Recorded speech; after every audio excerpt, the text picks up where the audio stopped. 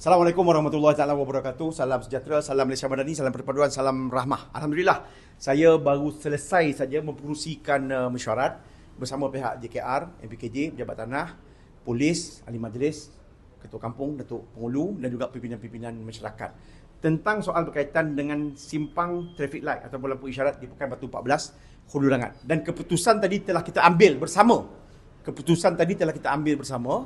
Bermula pada 27 hari bulan Jun, bermula jam 6 pagi. 27 Jun bermula pada jam 6 pagi. Traffic light di Pekan Batu 14 Hulu Langat ini akan kita kuningkan.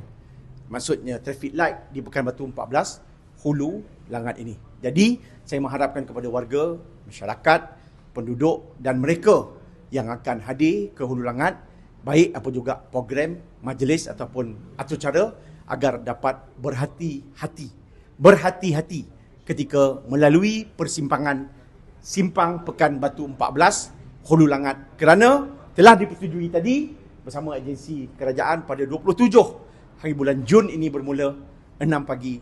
Seluruh traffic light ini akan kita kuningkan selama 3 hari, 27, 28 dan juga 29 Jun, dan akan berakhir pada jam 11.59 malam 29 hari bulan Jun ini nanti. Jadi saya mengharapkan kepada warga, masyarakat, penduduk dan semua yang akan masuk ke dalam Parlimen Hulu Langat, khususnya melalui Pekan Batu 14 Hulu Langat ini, agar dapat berhati-hati. Pejabat Ahli Parlimen Hulu Langat, terima kasih.